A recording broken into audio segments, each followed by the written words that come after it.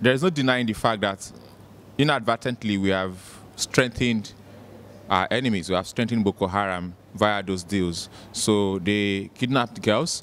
We, out of desperation and the fact that because we couldn't get them, we couldn't rescue the girls the conventional military way, we then decided to have a negotiation, and then we paid them and got girls back. But in paying them, we also strengthened them because they needed the money to rearm, to regroup, to pay for their mercenaries, and at the end of the day, they came back again.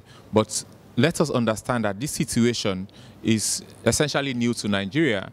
So the thing is for us to learn, to understand that when you negotiate with terrorists, you have to find other ways of dealing, maybe not to do money. There are always ways around it. But this is not the first time that a government has negotiated with terrorists. Nigeria is not going to be the first time.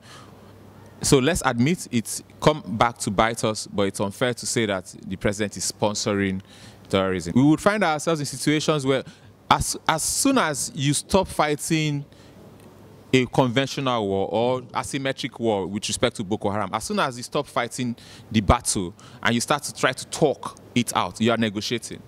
Whether you are saying bring your commanders for these people that we kidnapped, or you are saying bring money, or you are saying, okay, drop your guns, we'll forgive you, it's a form of negotiation. The only thing that is not a negotiation, which is a sort of different negotiation, is a negotiation of war, to go to war and say, okay, we kill you, we get to have you back. So we will definitely always find ourselves in a situation where we will negotiate, except if we defeat Boko Haram in the absolute sense, not in the other sense that they want us to, technical, is it technical? Whatever other defeat, in the absolute sense, when we know that these guys have been defeated. Until then, we would find ourselves in situations where we want to just have a conversation with them outside of the conventional or asymmetric war. The biggest issue we have is the fact that the police is weak. The Nigerian policing system is dead. It's a mess.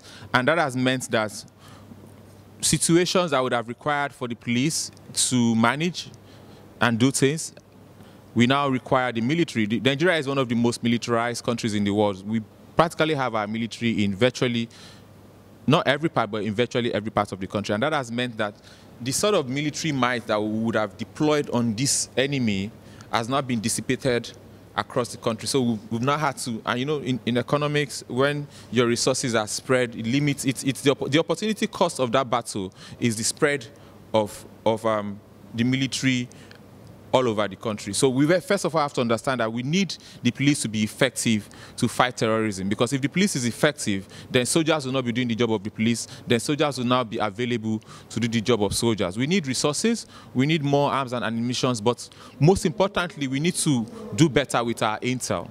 It is quite obvious that over the years, and even till now, especially with respect to Dapchi, it's quite obvious that these people have people inside the system that give them information. It's just quite obvious. Why is it that about the time the kidnaps about to happen, the military or the soldiers are deployed elsewhere?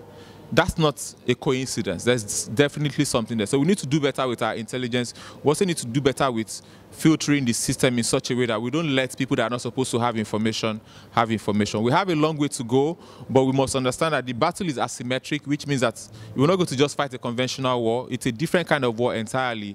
But whatever we do, we must think beyond containing. We must think about completely defeating. Because when you contain them, you still are exposed to their ability to have soft targets, to do things like they did in Dapchi, and at any point in time, every part of the country is potentially endangered. We must seek to defeat them absolutely. I'm very, very supportive of any situation that really and truly democratizes the space.